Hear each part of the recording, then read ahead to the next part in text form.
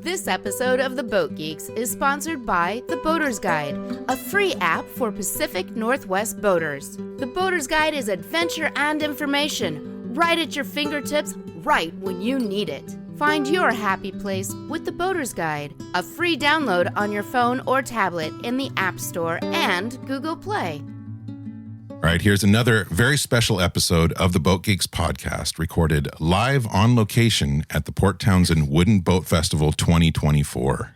The 47th annual Port Townsend Wooden Boat Festival, which is the granddaddy of wooden boat festivals in North America. Yeah, and for a very good reason. It's a small marina, but they packed that thing full of amazing wooden boats, from the tiniest dinghy all the way up to motor yachts and big schooners. Yeah, it was just a pleasure. Sitting in between each show, we got to stare at all the boats and dream, and it was amazing to see so many beautiful boats in one place, as well as so many amazing and beautiful people in one place. We met men and women from around the world that are part of this wooden boat universe. Indeed, and it was a pleasure talking to every single one of them, and we got to meet some of you. Yeah, some of our listeners and fans we got to interact with, and that was a real treat. Let's get right into it. Here is the next episode of the Boat Geeks. From the Port Townsend Wooden Boat Festival and recorded in the Fisheries Supply, live from the Wooden Boat Festival stage, it's the Boat Geeks with Darren and Daeron. We're the Boat Geeks, whatever floats your boat. We're the Boat Geeks, it's the boat that floats that we love the most. Yes, we love the Welcome to another episode of the Boat Geeks podcast, special edition, coming to you live from the Port Townsend Wooden Boat Festival 2024. I am your host, Darren. And I'm your other host, Darren. We are in the Fisheries Supply, live from the Wooden Boat Festival stage.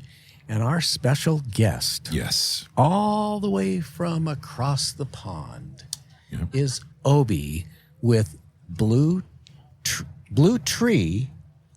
Boat Builders. Right? Well, welcome, Obi.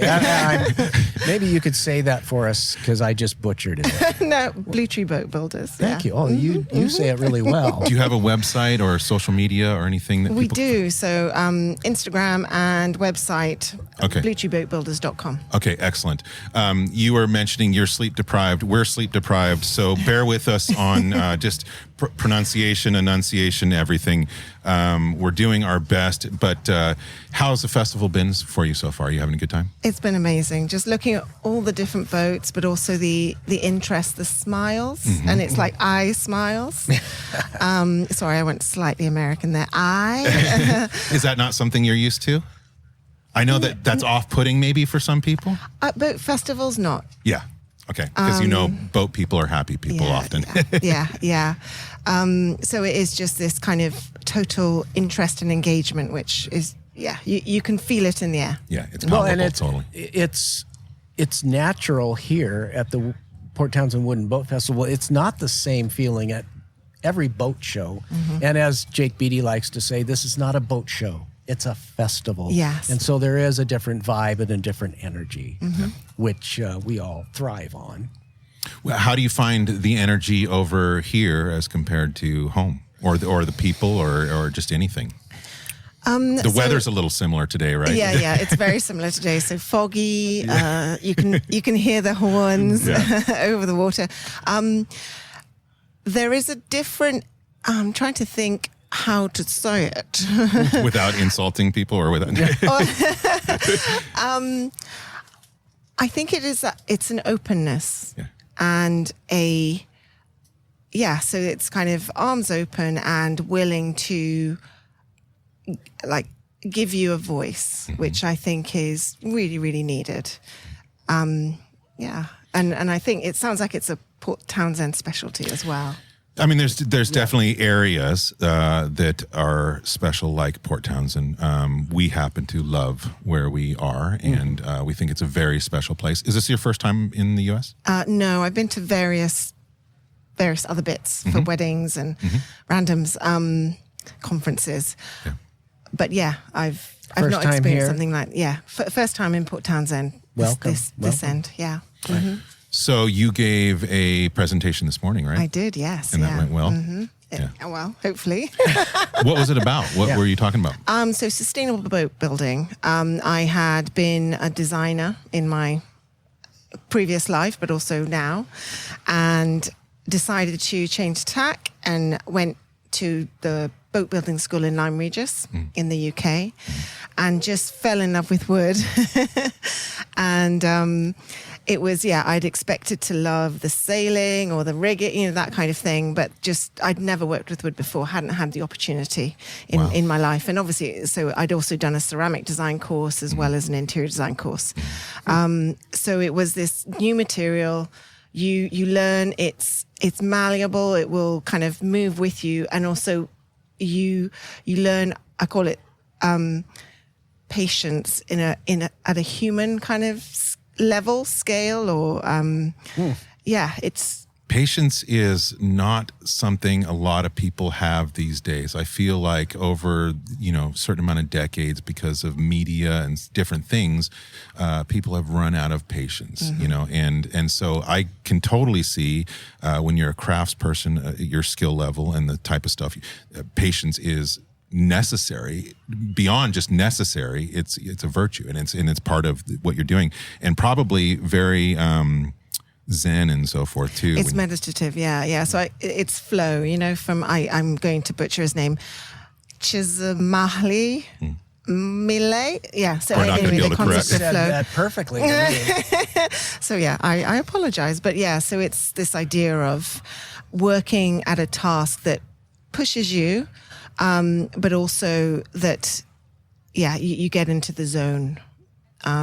And it's kind of seen as it's not happiness, but it's this idea of enjoyment and fulfillment where you Content. just get, you get kind of something back that's not tangible, but so I feel that's what I get with boat building. I had a friend that liked to use the word contentment. Yeah. And that is what I think Yeah. a lot of people in the wood boat building industry, there's a certain amount of contentment with the work. Yeah. And that's also not something a lot of us have. Yeah. I Yes. feel like Absolutely. the world is missing contentment. So what about wood? Do you remember that moment where you're like, wow, I love this. This is going to be my future. What about wood sold you over? I think it was its ability to be fixed, and also to, you can fail at it and it's not breaking. Like, I want to say not the the bank. end. Yeah, it's not the end. That's the word. You can fix things, and you learn that there's a very kind of line of judgment where you don't want to go too far, and you learn to just kind of go, okay, I'm just going to go a bit slower now because in the past I've gone too far, and then I've gone too far. So there's this kind of learning and being gentle with yourself. So it's kind of caregiving in this really weird way. Sure. I understand. Having a wooden boat, I totally understand. Well, but you're at the wooden boat school, right? Yes, and yeah. you're learning to use wood, mold it to what you want. At that point, were you now going, I want a career, or had you already established that course? I hadn't established it. So I got a career break from Ikea. I was working at Ikea at the time. It was towards the end of COVID, and they happily gave me 2 years in the end. And I was going to go back to Ikea to work, and then decided to set up a boat building company with a few of the other students there.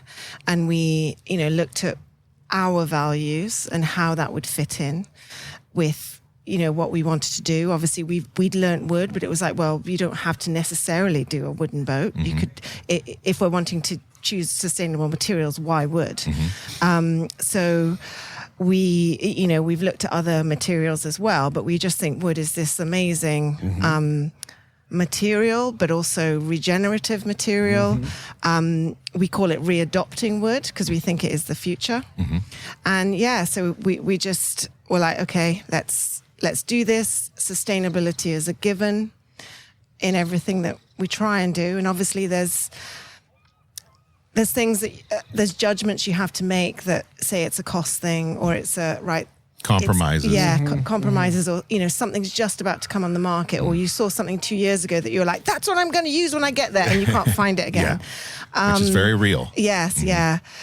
So it's that where you're like, oh, but I wanted that anti-file that it was actually made from amazing, like some kind of bio. Anyway, so sorry, specific point, but it's that there's all these potentials that I think at the moment when you do look at the range of boats or materials, you kind of go, oh, we could push this further, and that's what we want to do. So we're trying to be progressive and pushing steering the marine industry into a new course. Are you pioneering this back home?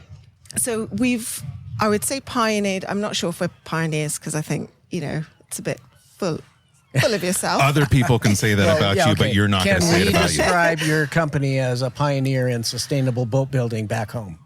We are small, so I do feel that we're starting out as pioneers in inverted commas and trying, because it's really hard. Sure. We kind of, there is that faith thing that you need where you're like, it is worth it because we are going on an unsustainable kind of route at the moment. You believe 100% in what you're doing. So you just got to keep at it. And other people need to believe in it too. You need to sell them on it. And so I'd love to know, what does sustainable wooden boat building mean? What is sustainable wood? So I think at every juncture, you are giving yourself the time, you're patient with the choices you make. You also note the other choices you could have made. You share that knowledge as well so that everyone grows with it. Sure. You also take risks, because if it's always been done this way, it will always be done that way. That's not enough reason to do something just because it's always been done a certain way. Yes, I agree. And obviously there's some things that you're just like, this is done because, it's going to break if you do it like that. So it's also, you're trying to gauge quite how to push things and where to push things. There's the choices, and then obviously money comes into it. You've, invested a lot and just gone, right, I believe this is something that needs to change. You also want to have it so that people can come up behind you. I am mixed race. I'm not, whether this is a visual thing, and also being visible to people. I like my privacy, if that's the right way to say it. Sure. So I'm not out there. But I realize that having a face like mine, having photographs taken or some kind of representation is important for other people. Absolutely. To then go, so the female inspiration thing, or just that thing of when I fell into it, I think so I did a PhD, risk taker but also experimenter, from my kind of background, but also I've never seen someone doing what I want to do, right? But I think other people might need more visible or tangible, like, they've done it, so I could do it. Absolutely. That is essential and super important. And that's amazing that you're doing that. How long has your company been? So we've been a company for a year. So very, very, very new. It's been in the, I want to say in the pot, the ingredients have been in the pot for a couple of years. So just giving it a good go. I think with boats, you do need to show what you're thinking, as in build a product. But as well as the product, we've got this kind of research base. We call it Harmony. It was Project Harmony. We've dropped the project, and it's this kind of let's get this information together. Let's look at it from different areas, angles, like where we are, the people who are there. In the end, it's all about people. I know it's or beings rather than people, creatures. And then the product is kind of a byproduct, the boat. But we're trying to change things. Awesome. That's we had the executive director of the Northwest School of Wooden Boat Building and the lead boat building instructor. And they like to say they aren't really teaching boat building, they're teaching craftsmanship. And the boat is a byproduct of that. Yeah. So where in England are you? So we're based in Dorset. So Lyme Regis and Dorset, which is on the border of Devon as well. So I technically live in Devon and go across the border, but it's in that area. Did you know Abby from over there? Do you know Abby? I do know Abby, but not before. So she's in Norfolk, so it's Yeah. above London. Yeah. Geographically, I don't know UK at all, but I do understand that it's not next door to each other. Were you aware of what she was doing? Did you apply any of she can do it, I can do it? Starting a boat building business, I mean, that is a leap of faith. Yep. But I love it. I love that you did that. I love that you said, here's something I want to do with a group of people, and just did it. That's kind of the way I've been since I was a teenager. And I totally understand that drive and that motivation and that excitement. What's it been like this first year, and what are you working on? So we had a boat design fair. It's based on a Salcombe launch. And then we were going to cold mold it with Vendia, which is this sustainable plywood from Finland. Okay. So the UK doesn't have many boat building trees left. Yeah. And then the plywood that we could have used other woods. So sweet chestnut's probably the wood that you could source from the UK. And then some of the other boat building woods are from West Africa. More durable hardwoods. And we just thought, no, we would like to try this other wood that's, Finland is far, but it's not as far as West Africa. Yeah. And we haven't seen it, as in, so we saw them at the Met's Trade Fair. So imported some samples, researched, the finishes, the resins we'd use, and then went ahead with building this boat based on those kind of material choices. That's what we chose at the time. And so now trying to, I would say it took us longer than it should to build the first boat because, the decisions to do certain things just take longer. But now that we have that under our belt, we're able to speed up. And then what we want to do is get fast enough, if that's right, because there is efficient. Efficient to be able to kind of say to people, this could be done with, it isn't like older boats where there's not as much maintenance, if that's the right way to say it. And I think people see wood and they just see maintenance. You have to maintain any boat, and so we're just we're trialing this to see if we can compete with we call it GRP or FRP, fiber reinforced plastic boats. To kind of, happy to talk to people who are doing GRP to say, oh, look, have you thought about this?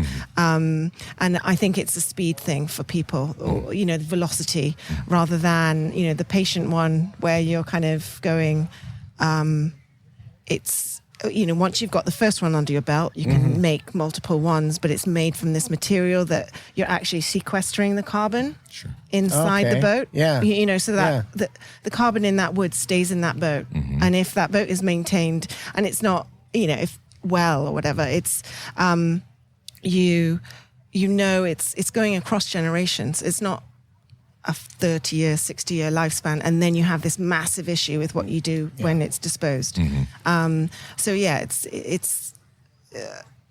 Sorry, I feel like I'm talking too much. No, not at all. You're fascinating. Okay. Yeah. So do you have your own physical space, a shop, Yes. a yard? Yeah. So we found a space a year and a bit ago. So it's about a mile in from the boat school that we went to. And then gorgeous landlords. And we were able to the shop, or the yard we call it, is it had former boat builders in. So we bought the machines off them. Nice. And then, we were able to, it's small, but it can be scaled. And it's just a beautiful spot. We've got the river running, kind of like trickling by the side of the river limb. Nice. So when we have our I won't say breakout, that's my past life. When we have our kind of lunch breaks and things, it's just this beautiful, beautiful scenery, beautiful nature surrounding us. Sounds like a nice place just to be content to exist in. Yeah. Has the concept that you're pioneering. Obviously, you're going upriver with this, but what has been the reception? I mean, obviously, there's going to be people that are very receptive to the idea and help you promote it, and there are those that are going to say, "No, you don't." That's not the way it's been done for 300 years. Exactly. So. So, how is that going in terms of changing the world? So there's positives and negatives. So we've only been out to 2 boat shows at the moment, and with one we'd been there the year before. It's called the Green Tech and South Coast Boat Show, and the year before there were smaller boats, greener boats, and then this year there were bigger plastic So it's catching boats. on. Well, no, it was. It had kind of, I think COVID had maybe changed something so that changed a lot of things. yeah. Okay. So we were kind of next to these massive catamarans, and so we just were swamped. Yeah. And we looked like a little dinghy, and it's a small boat, but you've got to start somewhere. Hey, there's nothing wrong with dinghies. If the boat floats, then we love it. Yeah. And you do need to start somewhere and scale up. Yeah. But it was this. It looks quite striking. We feel, you could make it your own. From a design kind of viewpoint. And then, there's not as well. This boat show is just amazing because you've got this breadth and wealth of wooden boats, and kind of sailing vessels as well as motor vessels. And so, it's kind of, we want something like this over there. Something to show it. something else for you to do. Yeah. Of course. So I think at the moment we're still kind of getting our marketing materials together and our sales packs together to kind of fully, I want to say, hit the ground running. Yeah. But our first, for the first year, it was like, let's get something there that people can tangibly go, okay, that's kind of along the lines of what we're wanting, and obviously we can scale it up, as in the size of the boat, the design of the boat. We've got electric. We want to use electric propulsion. That's awesome. Yes. And things are like moving there, but also, when you're like, oh, there's no stern drives yet that do this yet, but soon, so you're aware that you're maybe also holding back to wait for technology advancing. Yeah. Again, patience, right? Yes. There you go. Yeah. Any particular boats here at the festival that you've fallen in love with or that you find particularly interesting? Loads. It was all of them. Yes, all. So I go at it from a design point of view. So there was, this is me totally, it was actually just down there, and it had a paddleboard roof. It was a total, no, I shouldn't. I'm not even sure if it was wood, but it was just this small boat, and the way they'd, the bimini was the paddleboard. And so for me, it's like the concept of how can you have it so that this thing can do, I love a 2-for-1. Yes. So from a design point of view, I just love things like that, where you go, oh, that's a feature that we could do something with in the future. Yeah. Multifunctionality. Yes. Yeah. And then obviously the beauties, I want to say tally ho. And so I don't know their names, but Pilar, the Ernest Hemingway boat. Yeah. There's a couple that look like it here. So that's my I need to get on them to have a look, to do some geekiness. But just have been racing around this show. So From a you're looking from a design perspective. Yeah. Are you the designer at BlueTree? So I'm the designer. I would say I'm not a naval architect. It's just, the physics and the kind of hydrodynamics. I just don't want to go there. I'm just like, leave it up to the scientists. I have a PhD, but not in that area. Sure. We're also looking at life cycle analysis of our boat. So we're plugging in the data that we've got on this boat. It takes a while to do, to then look at it in relation to a GRP boat, but it's all this, we've got to get funding to then look at certain aspects to get the right toolkits and calculators. So things just take a bit longer than you want. But that impacts the design. Sure. There's certain aspects on the boat that I designed, but it was Ben Rogerson Yacht Design who built the, Awesome. or did the The actual the design. drawings. Yeah. I love the alternative wood that I'm seeing around a lot more lately, especially last 5 years, maybe. Right up there, you can see Baby Blue. That's a plywood boat that is got a very unique, interesting design. What do you think of all the different woods that you're seeing here, the timber? And did you visit the local wood Eden store? Saw? Yeah. Oh, I was told. Yeah, I was. People were just like, you have to visit Yeah. the site with the wood, and I'm not going to have time. I can't believe it. Yeah, apparently time. they were boat builders, and they were just like, we need to have some wood that boat builders can use. Yeah. I need to come back. I hope you're back next year. Absolutely. And that we get to hear that your company is 1 year further into success. Yes. We love what you're doing. And so thankful that you stopped by and said hello. Thank you for inviting me. Again, where can people find you? The web address. Web address. So BlueTreeBoatBuilders.com. Just Be right here. BlueTreeBoatBuilders.com. We'll put that in the show notes.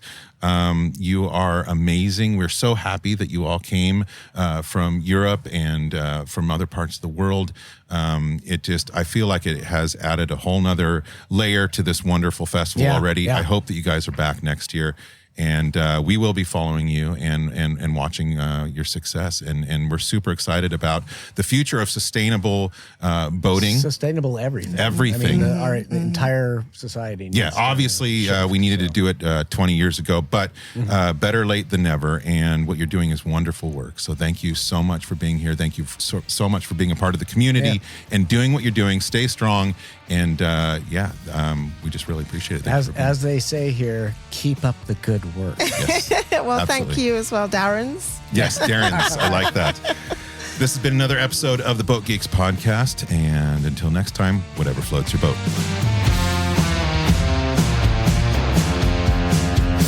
We're the boat geeks, whatever floats your boat.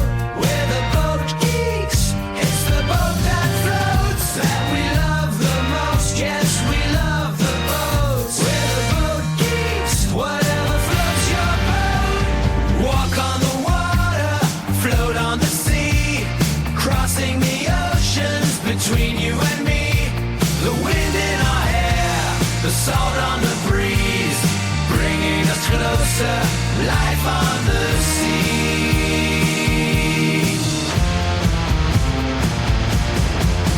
We're the boat geeks, whatever floats your boat. We're the boat geeks, it's the boat that floats that we love the most. Yes, we love the boats. We're the boat geeks, whatever floats your boat. We walk on the water, we float on the sea, crossing vast oceans, she brings you to